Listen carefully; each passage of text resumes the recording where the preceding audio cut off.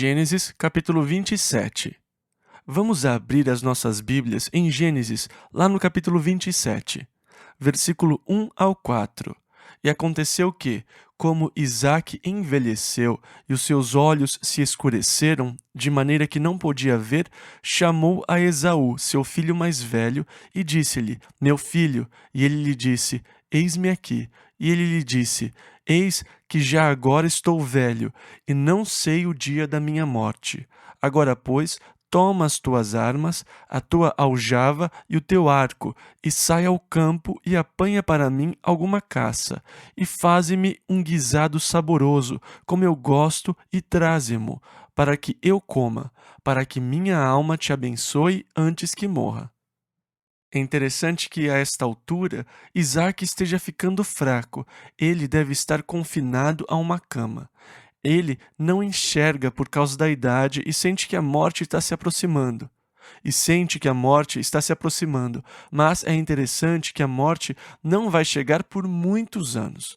Depois dessa experiência, Jacó foge para Harã, fica lá por 20 anos, volta e Isaac ainda estava vivo. Então, às vezes, você acha que você já fez tudo o que podia ter feito, acha que vai ser logo, mas não desista. O Senhor ainda pode permitir que você fique aqui mais um pouco. Aos homens está ordenado morrerem uma vez, vindo depois disso o juízo. Lemos isso em Hebreus 9, 27. Não sabemos as ordenanças de Deus, mas na verdade eu acho que é trágico estar na situação de Isaac, ficar inválido por tanto tempo. Isto é realmente muito trágico, é difícil. Eu acho que a morte não é a pior coisa que possa acontecer a alguém. Eu acho que quando o corpo não consegue mais funcionar adequadamente, segundo o propósito para o qual ele foi feito, quando não tenho mais como usar o meu corpo para me expressar, quando eu estou confinado a uma cama, quase cego ou sem enxergar praticamente nada, precisando de ajuda para tudo, é muito difícil para o espírito permanecer naquele corpo. É difícil para a pessoa ter que ficar lá. É difícil para as pessoas que têm que cuidar desse corpo. E muitas vezes, em casos assim, para a pessoa é muito melhor estar ausente do corpo e presente com o Senhor, como disse Paulo lá em 2 Coríntios, capítulo 5, versículo 8. E por que o espírito fica preso ao corpo mais tempo do que o corpo pode aguentar? Por que Deus não liberta o espírito do corpo antes? Eu não sei. Isso tudo está nas mãos de Deus e não cabe a mim questionar os caminhos de Deus. E aqui está um homem que Deus amou. Aqui está um servo de Deus. Nós vemos que o seu corpo está incapacitado, mas ele ainda vai viver por muitos e muitos anos, nesse estado de semi-invalidez. Por isso, como sente que está para morrer, ele chama seu filho Esaú, para que ele traga uma caça, prepare do jeito que ele gosta e leve para ele, para que ele possa comer e abençoá-lo. Vimos que Esaú não tinha dado importância para a sua primogenitura. Ele era profano e não se interessava pelas promessas de Deus, nem pelo cumprimento das promessas de Deus. Ele não estava nem aí com a primogenitura, mas estava interessado na bênção. A bênção vem com o direito de primogenitura. A bênção era para o filho mais velho. Ele tinha vendido o seu direito, mas queria receber a bênção do seu pai. Agora, na verdade, o propósito de Deus era que Jacó recebesse o direito de primogenitura, e foi o desejo de Deus, a escolha de Deus, que Jacó recebesse a bênção. E é interessante que antes dos gêmeos nascerem, eles estavam lutando, brigando um com o outro no ventre de Rebeca. Ela não conseguia entender toda aquela atividade. Ela orou e Deus disse: no seu ventre há duas nações em contenda. Eles são diferentes um do outro e desde antes de nascerem, Deus disse: o mais velho servirá ao mais novo. Agora, Deus fez essa declaração antes do nascimento, para que a escolha de Jacó pudesse servir os propósitos soberanos de Deus, em vez dos méritos do homem. Deus sabia antecipadamente a natureza, o caráter de cada um.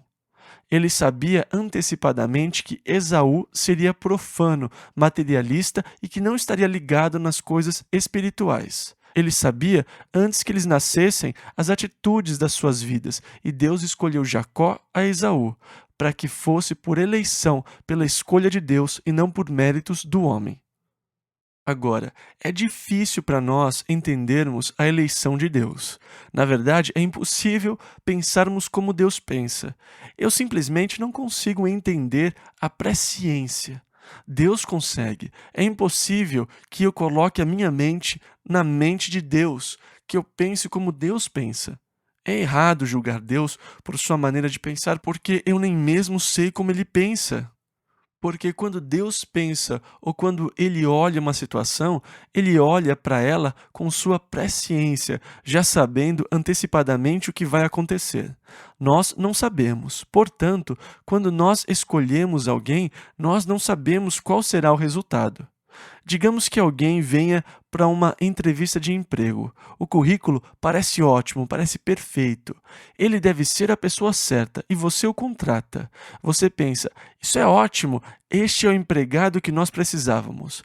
Mas no final dá tudo errado. Fizemos a seleção errada. Agora, se nós soubéssemos o que iria acontecer 6 meses depois, nós nunca o teríamos contratado, nós nunca o teríamos selecionado. Se nós tivéssemos a presciência e soubéssemos o que iria acontecer, nós nunca o teríamos contratado para essa vaga. Mas nós não temos esse conhecimento, portanto, nós selecionamos ou elegemos e então torcemos para que dê certo. Ontem à noite, se o lançador tivesse presciência, se ele soubesse o que iria acontecer depois de fazer aquele lançamento, você acha que ele iria escolher aquele lançamento, aquele tipo de lançamento? Não, ele teria jogado para fora, ele teria jogado para outra base, qualquer outra coisa. Mas veja, nós não sabemos, então nós achamos que assim é o melhor. Nós escolhemos e depois vemos que foi um erro, mas Deus não comete erros, porque Deus sabe de antemão qual será o resultado e, portanto, ele age de acordo com a sua presciência. Agora, se você tivesse presciência, não seria burrice escolher um perdedor? Se você tivesse a habilidade de pensar com conhecimento prévio, não seria burrice escolher alguém que você sabe que não vai conseguir? Claro que seria. Então, como você pode culpar Deus por fazer seleções? Ele as faz de acordo com o seu conhecimento prévio. Eu não consigo pensar daquele jeito, e eu não posso culpar Deus porque ele pode pensar daquela forma e fazer suas escolhas baseadas no seu conhecimento.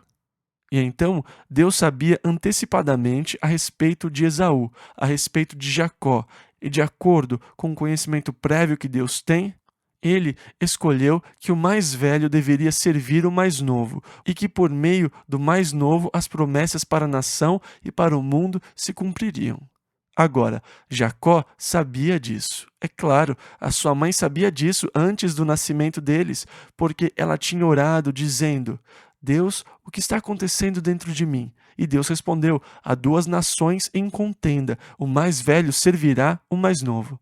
E então, quando Jacó nasceu depois de Esaú, ela sabia que Jacó era o escolhido de Deus para as bênçãos e que os propósitos de Deus iriam se cumprir por meio de Jacó e não por Esaú.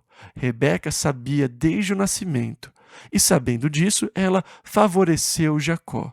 Esaú não se importava com as coisas espirituais. Ele manifestou o caráter e a natureza que Deus sabia que ele tinha desde o princípio, razão pela qual Deus o rejeitou. Agora, o pedido de Isaque era que Esaú saísse e trouxesse um belo guisado de caça para poder abençoá-lo. Faça aquele que eu gosto, Isaque disse. Que coisa para se pedir antes de dar uma bênção, só porque o menino sabia caçar e fazer um bom churrasco. Isso era tudo o que importava para Isaque. Ele iria dar a bênção baseado numa refeição deliciosa, quando Deus queria que a bênção fosse baseada nos seus propósitos para o futuro. Versículos 5 ao 10. E Rebeca escutou quando Isaque falava ao seu filho Esaú. E foi Esaú ao campo para apanhar a caça que havia de trazer. Então falou Rebeca a Jacó seu filho, dizendo: Eis que tenho ouvido o teu pai que falava com Esaú teu irmão, dizendo: traze-me caça e faze-me um guisado saboroso, para que eu coma e te abençoe diante da face do Senhor, antes da minha morte. Agora, pois, filho meu, ouve a minha voz naquilo que eu te mando. Vai agora ao rebanho e traze-me de lá 2 bons cabritos, e eu farei deles um guisado saboroso para teu pai, como ele gosta, e levá-lo-ás a teu pai, para que o coma, para que te abençoe antes da sua morte. Agora, reparem que a conspiração partiu de Rebeca, e que ela mandou Jacó tomar parte. Versículo 11 ao 25. Então disse Jacó a Rebeca, sua mãe: Eis que Esaú, meu irmão, é homem cabeludo, e eu homem liso. Porventura me apalpará o meu pai, e serei aos seus olhos como enganador. Assim trarei eu sobre mim maldição e não bênção. E disse-lhe sua mãe: Meu filho, sobre mim seja a tua maldição. Somente obedece a minha voz e vai, traze-mos. E foi, e tomou-os, e trouxe-os à sua mãe, e sua mãe fez um guisado saboroso como seu pai gostava. Depois tomou Rebeca os vestidos de gala de Esaú, seu filho mais velho, que tinha consigo em casa, e vestiu a Jacó, seu filho menor, e com as peles dos cabritos cobriu as suas mãos e a lisura do seu pescoço, e deu o guisado saboroso e o pão que tinha preparado na mão de Jacó, seu filho. E foi ele a seu pai e disse: Meu pai. E ele disse: Eis-me aqui. Quem és tu, meu filho? E Jacó disse a seu pai: Eu sou Esaú, teu primogênito. Tenho feito como me disseste. Levanta-te agora, assenta-te e come da minha caça, para que a tua alma me abençoe. Então disse Isaque a seu filho: Como é isto que tão cedo a achaste, filho meu? E ele disse: Porque o Senhor teu Deus a mandou ao meu encontro. E disse Isaque a Jacó: Chega-te agora para que te apalpe, meu filho, se és meu filho Esaú mesmo ou não. E não o conheceu, porquanto as suas mãos estavam cabeludas, como as mãos de Isaque, seu irmão, e abençoou, e disse: És tu meu filho Esaú mesmo? E ele disse: Eu sou. Então disse: Faze chegar isso perto de mim, para que coma da caça de meu filho, para que a minha alma te abençoe. E chegou-lhe e comeu. Trouxe-lhe também vinho e bebeu. Agora, era da vontade de Deus que Jacó recebesse a bênção? Sim. Jacó e Rebeca sabiam que era da vontade de Deus que Jacó recebesse a bênção? Sim. Eles sabiam, mas eles cometeram um erro, pois sabiam qual era a vontade de Deus e se empenharam para ajudar a Deus no cumprimento do seu propósito, usando de engano como manobra para ajudar Deus a cumprir a sua vontade e os seus propósitos. Por que nós achamos que Deus não consegue fazer a sua obra sem a nossa ajuda? Por que nós achamos que Deus depende de nós para realizar os seus propósitos? Não, esse não é o caso. Deus pode realizar os seus propósitos sem a nossa ajuda. Deus vai realizar os seus propósitos sem a nossa ajuda, se for necessário. Vocês lembram quando Esther enfrentou um grande risco ao falar com seu marido, o rei, sem ser convidada? De acordo com a lei dos medos e dos persas, se ela procurasse o rei sem que ele a tivesse chamado, ela seria levada pelos guardas e seria sentenciada à morte, a não ser que o rei erguesse o cetro na sua direção. Ninguém vai até o rei, nem mesmo a sua esposa, se o rei não a chamar. E ousar entrar nos aposentos do rei sem ser chamada podia significar a morte, a não ser que o rei naquele momento lhe desse um perdão, estendendo-lhe o cetro. Mas o povo de Deus estava em perigo de extinção por causa de um decreto imbecil que o rei tinha feito. E Mardoqueu foi até Esther e disse: Lemos isso em Esther 4,14. Veja, quem sabe se para tal tempo como este chegaste a este reino.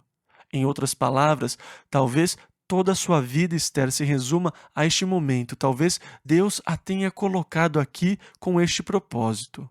E ela explicou a dificuldade, a lei dos medos e dos persas.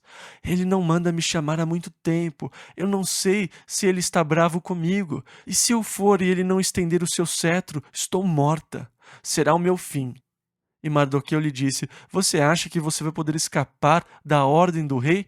Você também é judia. Se você falhar agora, o livramento virá de algum outro lugar. Ou seja, Deus vai salvar o seu povo. Ele não vai permitir que o seu povo seja exterminado. Se você falhar, Deus não vai falhar. Mas se você falhar, você perderá a sua vida. Jesus disse em Mateus 16:24: Aquele que quiser salvar a sua vida, perdê-la-á. E quem perder a sua vida por amor de mim, achá-la-á. E Esther estava exatamente nessa situação. Mardoqueu disse: Veja, não pense que você vai escapar do decreto. Se você falhar, o livramento virá. Ele tinha certeza que Deus cumpriria o seu propósito. Você pode falhar, mas os propósitos de Deus não falham. O que acontece é que você deixa de receber a recompensa e a bênção por deixar de ser o instrumento que Deus usaria para realizar a sua obra. Agora, a obra de Deus vai ser feita. A vontade e o propósito de Deus vão acontecer. Nós podemos ser os instrumentos que Ele pode usar. Se nós nos entregarmos a Deus, Ele vai operar através de nós. Se nós falharmos em nos entregar, Deus vai operar, mas nós teremos perdido a recompensa, o benefício e a alegria de termos sido seus instrumentos. Mas a obra de Deus nunca precisa que nós enganemos, conspiremos, maquinemos coisas. Nós não precisamos tramar e conspirar para que a obra de Deus seja feita. Eu olho ao meu redor e vejo pessoas se empenhando para fazer a obra de Deus, e muitas pessoas têm uma grande visão do que elas podem fazer por Deus. Tudo o que elas precisam é de dinheiro. Então, elas armam muitos esquemas para levantar fundos para fazer a obra de Deus. Mas quando você lê as cartas que elas mandam, elas insinuam que a gloriosa obra de Deus depende da sua contribuição, e se você falhar, a obra de Deus não será feita. Essas pessoas realmente lançam um peso sobre você. Elas dizem que você tem que mandar dinheiro porque é a obra de Deus, que ela não pode ser feita se você não ofertar. Se é uma verdadeira obra de Deus, vale a pena responder. Mas Deus é capaz de realizar a sua obra independente de você. Deus nunca depende de nós. Nós que somos dependentes dele, sempre. Então, o erro ou a falha deles não foi o erro de não crer em Deus ou de não crer nos propósitos de Deus. Ambos creram, eles acreditaram em Deus, acreditaram nos propósitos de Deus. O erro foi achar que Deus não conseguiria realizar os seus propósitos sem a ajuda deles. Eu sei o que o Senhor quer fazer, Deus, mas eu não vejo como o Senhor vai conseguir fazer sem a minha ajuda. E eu então começo a tramar e a conspirar para ajudar a Deus a realizar a sua obra. Não, ele não precisa desse tipo de ajuda. Versículos 26 e 27. E disse-lhe Isaque, seu pai: Ora, chega-te e beija-me, filho meu. E chegou-se e beijou. Então, sentindo o cheiro das suas vestes, ele procurava um cheiro de terra. Versículo 27 ainda. Abençoou e disse: Eis que o cheiro do meu filho é como o cheiro do campo, que o Senhor abençoou. E ele tinha o cheiro do campo. Versículos 28 e 29. Assim, pois, te dê Deus do orvalho dos céus, e das gorduras da terra, e abundância de trigo e de mosto. Sirvam-te povos, e nações se encurvem a ti. Sê senhor de teus irmãos, e os filhos da tua mãe se encurvem a ti. Malditos sejam os que te amaldiçoarem, e benditos sejam os que te abençoarem. Então, de alguma forma, a bênção que Deus tinha pronunciado sobre Abraão é passada a Jacó, isto é, a bênção sobre aqueles que o abençoassem, maldição sobre os que o amaldiçoassem. Ele o abençoou com as gorduras da terra, prosperidade e servos. Versículo 30 ao 38. E aconteceu que, acabando Isaque de abençoar a Jacó, apenas Jacó acabava de sair da presença de Isaque, seu pai, veio Esaú, seu irmão, da sua caça, e fez também ele um guisado saboroso, e trouxe-o a seu pai, e disse a seu pai: Levanta-te, meu pai, e come da caça de teu filho, para que me abençoe a tua alma. E disse-lhe Isaque, seu pai: Quem és tu? E ele disse: Eu sou teu filho, o teu primogênito, Esaú. Então estremeceu Isaque de um estremecimento muito grande. Ele começou a tremer e disse: Quem, pois, é aquele que apanhou a caça e me trouxe? E comi de tudo antes que tu viesses, e abençoei-o, e ele será bendito. Esaú, ouvindo as palavras de seu pai, bradou com grande e muito amargo brado, e disse a seu pai: Abençoa-me também a mim, meu pai. E lhe disse: Veio teu irmão com sutileza e tomou a tua bênção. Então disse ele: Não é o seu nome justamente Jacó, tanto que já 2 vezes me enganou? A minha primogenitura me tomou, e eis que agora me tomou a minha bênção. E perguntou: Não reservaste, pois, para mim nenhuma bênção? Então respondeu Isaque a Esaú, dizendo: Eis que o tenho posto por senhor sobre ti, e todos os seus irmãos lhe tenho dado por servos, e de trigo e de mosto o tenho fortalecido. Que te falarei, pois, agora, meu filho? E disse Esaú a seu pai: Tens uma só bênção, meu pai. Abençoa-me também a mim, meu pai. E levantou Esaú a sua voz e chorou. Agora, no capítulo 12 de Hebreus, quando lemos sobre os homens de fé do Velho Testamento, este incidente em particular é comentado. No versículo 16 e 17 do capítulo 12, ele fala sobre os homens de fé do Velho Testamento. Nos versículos 14 e 15, ele diz: Segui a paz com todos e a santificação, sem a qual ninguém verá o Senhor, tendo cuidado de que ninguém se prive da graça de Deus e de que nenhuma raiz de amargura brotando vos perturbe, e por ela muitos se contaminem. Agora, cuidado. Sigam a paz com todos. Não deixem que a amargura encha o coração de vocês. Toda raiz de amargura que surgir vai perturbá-lo e você pode contaminar muitos. Lemos em Hebreus 12, do 14 ao 17. E ninguém seja devasso ou profano como Esaú, que por uma refeição vendeu o seu direito de primogenitura. Porque bem sabeis que, querendo ele ainda depois herdar a bênção, foi rejeitado, porque não achou lugar de arrependimento, ainda que com lágrimas o buscou. O que ele buscou com lágrimas não foi arrependimento. Ele não chorou porque estava arrependido. Por que ele chorou? Porque ele perdeu a bênção.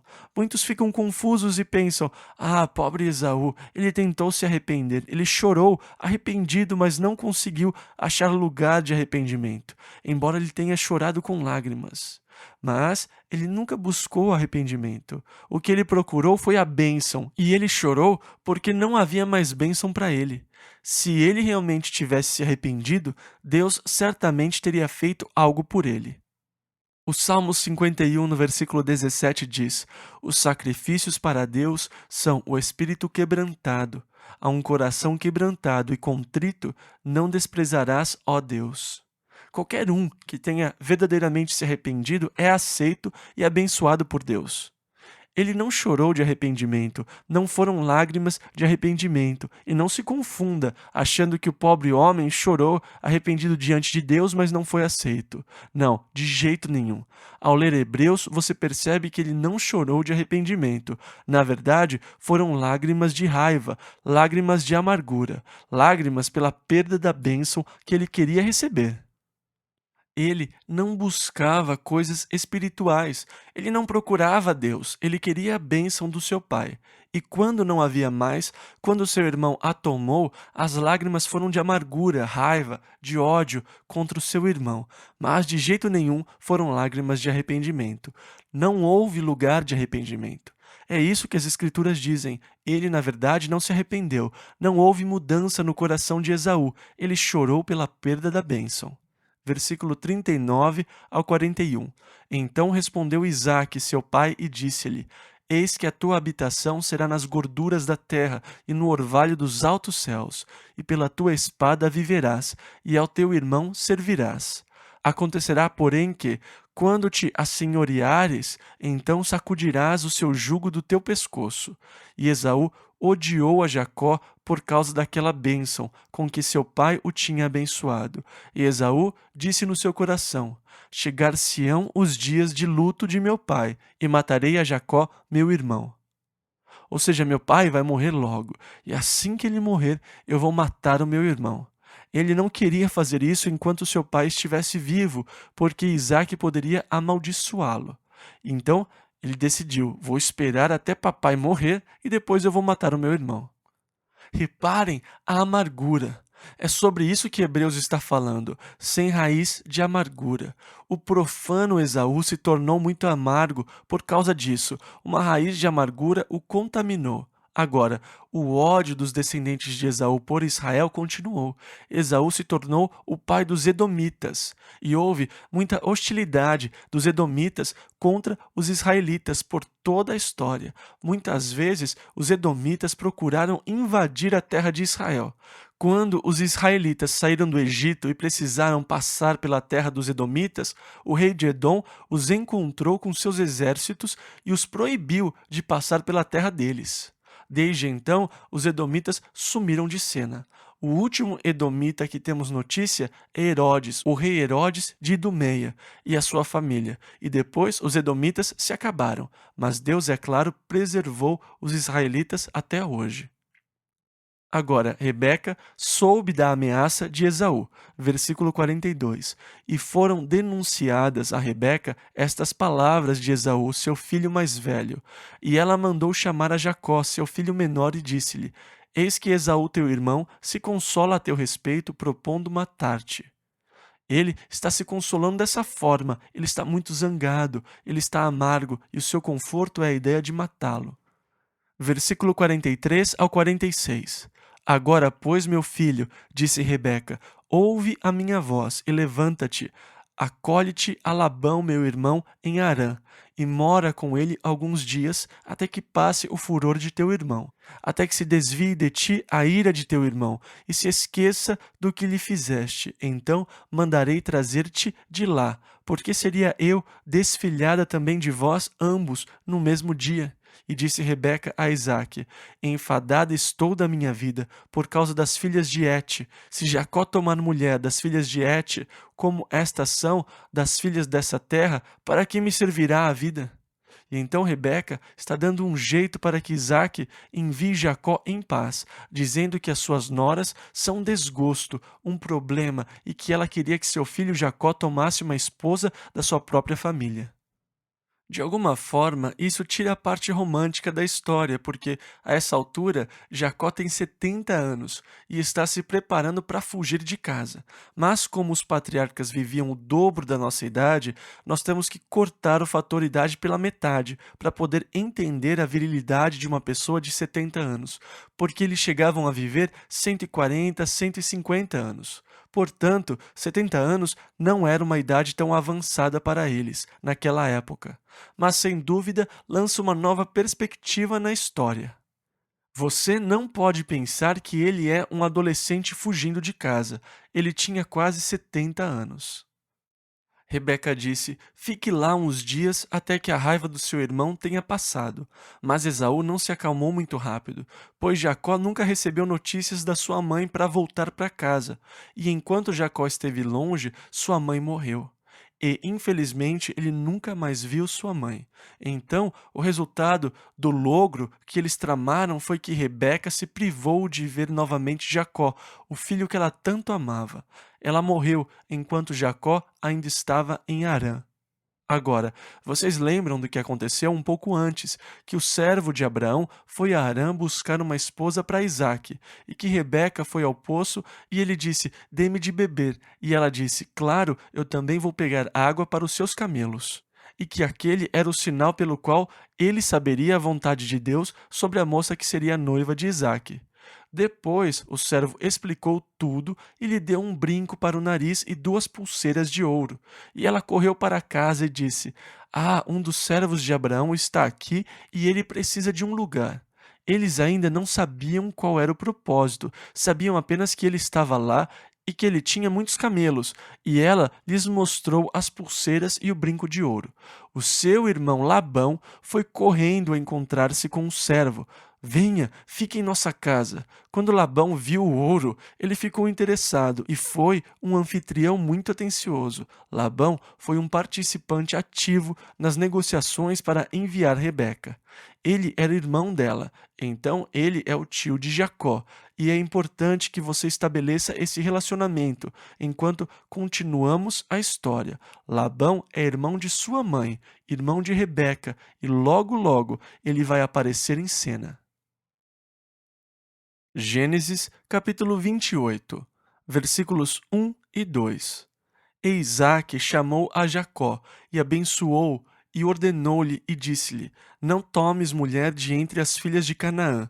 Levanta-te, vai a Padã-Arã, à casa de Betuel, pai de tua mãe, e toma de lá uma mulher das filhas de Labão, irmão de tua mãe.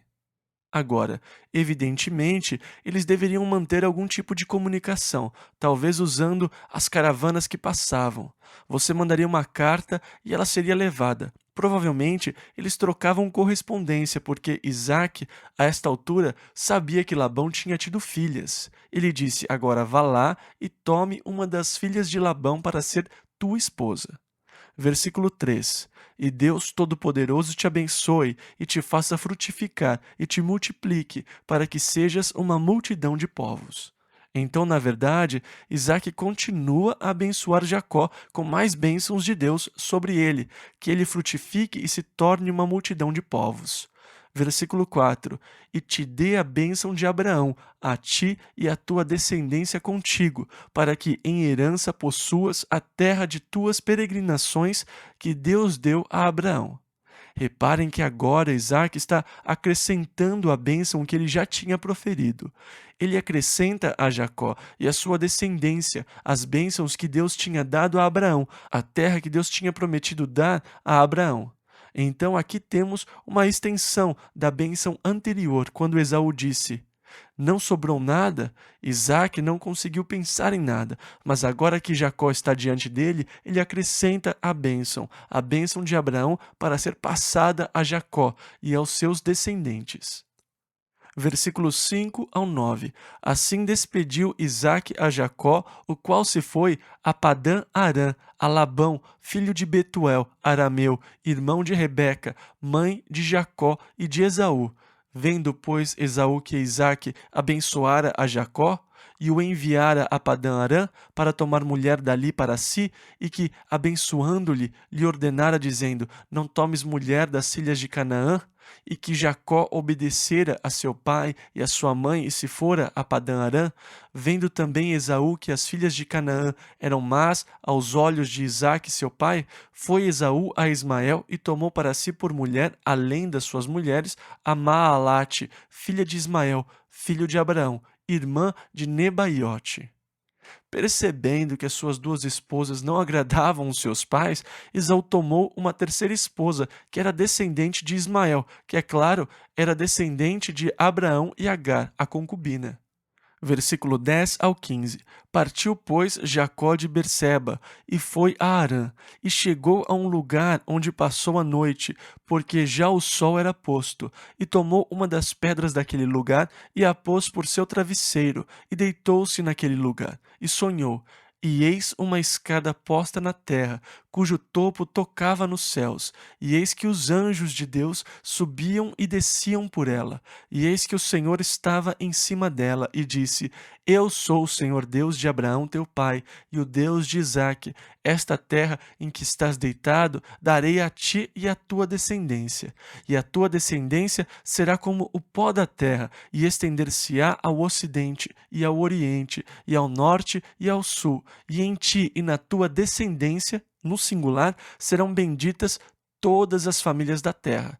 E eis que estou contigo, e te guardarei por onde quer que fores, e te farei tornar a esta terra, porque não te deixarei até que haja cumprido o que te tenha falado. E então, na sua viagem, ele passou por Betel, que fica a uns 55 quilômetros da região de Berseba. Ele estava cansado quando chegou no deserto rochoso, estéril. Ele está cansado, o sol está se pondo, ele coloca uma pedra para servir de travesseiro e dorme. Ele começa a sonhar. Ele tem um sonho muito interessante de uma escada que sobe da terra até os céus, e os anjos de Deus estão subindo e descendo, e o Senhor está lá. O Senhor fala com ele e promete lhe dar, primeiro de tudo, o lugar onde ele está dormindo. Promete abençoá-lo. Promete ir com ele. Promete dar a ele e aos seus descendentes a terra que fica ao norte, ao leste, ao sul e ao oeste. E então, na verdade, o Senhor está repetindo a Jacó as promessas que ele fez a Abraão. O versículo 15 diz: E eis que estou contigo e te guardarei por onde quer que fores. Agora, ele não sabia para onde ele estava indo, apenas que ele iria para Harã, mas na verdade ele não sabia onde ficava e não sabia nada sobre Harã. Eu te farei tornar a esta terra, porque não te deixarei até que haja cumprido o que te tenho falado. O sonho de Jacó poderia ter sido induzido por ele estar sob aquele céu estrelado. Ele olhou para os céus e pensou: bom, Deus está lá, em algum lugar. Assim como nós muitas vezes pensamos quando vemos os céus cheios de estrelas. Bom, Deus habita nos céus. Mas sabe, se você pensar que Deus mora nos céus, você fica com a impressão que às vezes ele está muito longe. Um céu estrelado não nos dá uma ideia de proximidade, mas de distância de Deus, porque sabemos da vastidão do universo. E de alguma forma, os céus dão uma consciência da inacessibilidade de Deus, porque ele é muito grande, seu universo é muito vasto.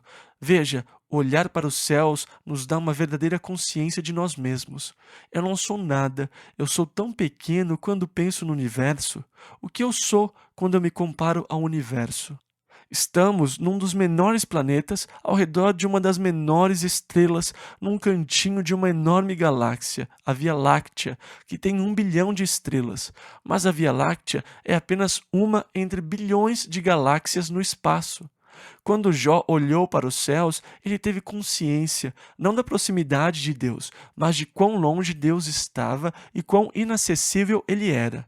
E quando os seus amigos disseram: se você se reconciliar com Deus, tudo ficará bem, meu amigo. E Jó disse: muito obrigado, mas como eu posso me reconciliar com Deus? Ele é vastíssimo. Eu olho para o céu e vejo como Deus é grande. Quem sou eu para defender a minha causa diante de Deus? E então, embora os céus nos façam conscientes da glória de Deus, do poder de Deus, da grandeza de Deus, de alguma forma, olhar para o céu nos faz sentir distantes de Deus, como se Deus estivesse morando lá no céu. E aqui estou eu, o insignificante euzinho, aqui embaixo, neste planetinha chamado Terra. E eu sou insignificante entre aqueles que habitam no planeta Terra. Portanto, olhar para o céu nos faz sentir que precisamos de ajuda para alcançar a Deus. Quando Jó olhou para os céus e percebeu a vastidão de Deus, viu como ele não era nada e disse: eu preciso de alguém que esteja entre nós, que possa tocar ambos. Deus é muito grande, eu não posso alcançá-lo. Eu sou muito pequeno, eu não consigo tocá-lo. Eu preciso de alguém que ponha a mão sobre nós dois. A separação entre Deus e mim é muito grande, não existe ponte para isso, ele estava dizendo. E quando Jacó estava deitado, olhando para cima e pensando em Deus, na sua vida, no seu coração, ele sentiu o desejo de alcançar Deus.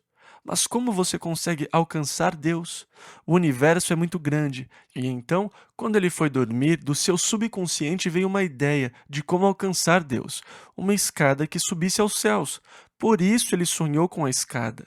Ela ia até os céus e os anjos de Deus estavam subindo e descendo essa escada. É isso, subir uma escada. O Senhor foi até a escada e começou a falar com ele. No Novo Testamento, nós vemos que Filipe diz a Natanael: havemos achado aquele de quem Moisés escreveu na lei e os profetas, Jesus de Nazaré, filho de José. Natanael disse: pode vir alguma coisa boa de Nazaré? Mas quando Natanael encontrou Jesus, Jesus disse: eis aqui um verdadeiro israelita, em quem não há dolo. Natanael disse: de onde me conheces tu? Bom, antes que Filipe te chamasse, te vi eu, estando tu debaixo da figueira. Ele sabia que Jesus não estava lá e disse: Rabi, tu és o Filho de Deus, tu és o Rei de Israel. E Jesus disse: Por que te disse, vi-te debaixo da figueira, crês?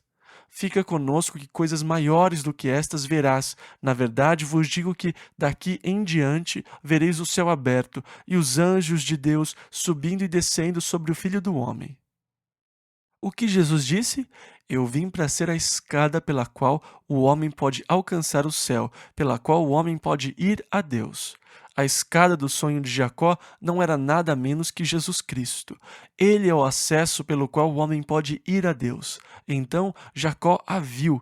Ele a viu num sonho, e quando ele acordou do seu sono, no versículo 16, disse: Na verdade, o Senhor está neste lugar, e eu não o sabia. Quando eu cheguei aqui ontem à noite, eu estava tão cansado, eu peguei uma pedra como travesseiro. Eu não sabia que Deus estava aqui. Eu me senti tão longe de Deus. Quando eu olhei para o céu, eu pensei: Deus, o Senhor está tão longe. Mas Deus não está longe. Ele está neste lugar, bem aqui neste lugar de provas, neste lugar estéril, nos terrenos rochosos da vida, nos lugares duros da vida, nos lugares incertos da vida. Deus está lá. Quando o futuro parece estar muito nebuloso e você não sabe qual caminho seguir, Deus está lá.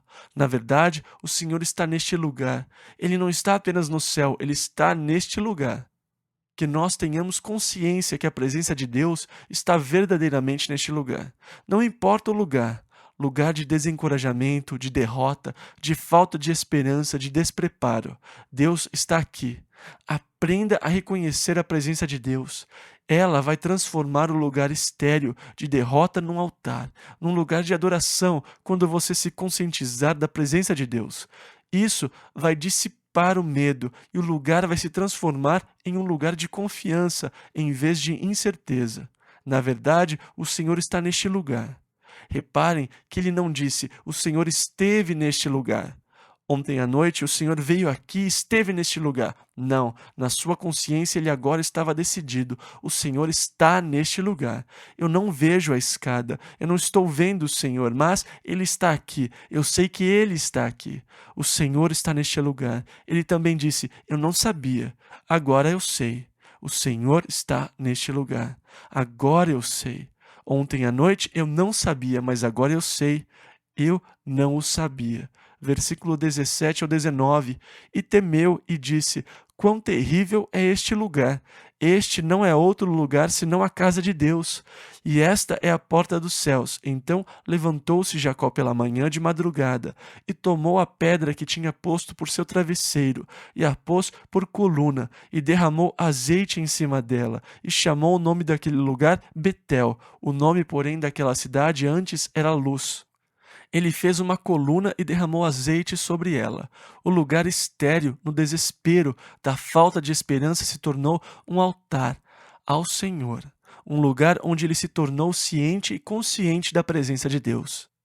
Versículo 20 ao 22. E Jacó fez um voto dizendo: Se Deus for comigo e me guardar nesta viagem que faço, e me der pão para comer e vestes para vestir, e eu em paz tornar à casa de meu pai, o Senhor me será por Deus. E esta pedra que tenho posto por coluna será a casa de Deus, e de tudo quanto me deres, certamente te darei o dízimo. Na verdade, Jacó não está fazendo uma barganha com Deus dizendo: Bom, se o Senhor fizer tudo isso para mim, então o Senhor será o meu Deus e eu o servirei. O se aqui não está no condicional, mas no causal. Como no Novo Testamento, quando Satanás foi a Jesus e disse: Se tu és o Filho de Deus, Satanás não estava questionando o fato dele ser o Filho de Deus. Mas se aqui é uma conjunção causal e deveria estar traduzida como desde que tu és o Filho de Deus, já que tu és o Filho de Deus, não é condicional. Ele não está questionando a divindade de Cristo, mas declarando: já que tu és o Filho de Deus. E aqui temos a mesma situação. Ele, na verdade, está dizendo: já que Deus estará comigo, acreditando na promessa de Deus feita na noite anterior. Eis que contigo estou. Eu vou abençoá-lo e vou trazê-lo de volta. E desde que, como Deus vai fazer isso por mim, ele será o meu Deus. Essa é a sua declaração de comprometimento. Ele comprometeu a si mesmo e a sua vida a Deus. Ele também se compromete a dar ao Senhor o dízimo sobre tudo o que Deus lhe abençoar.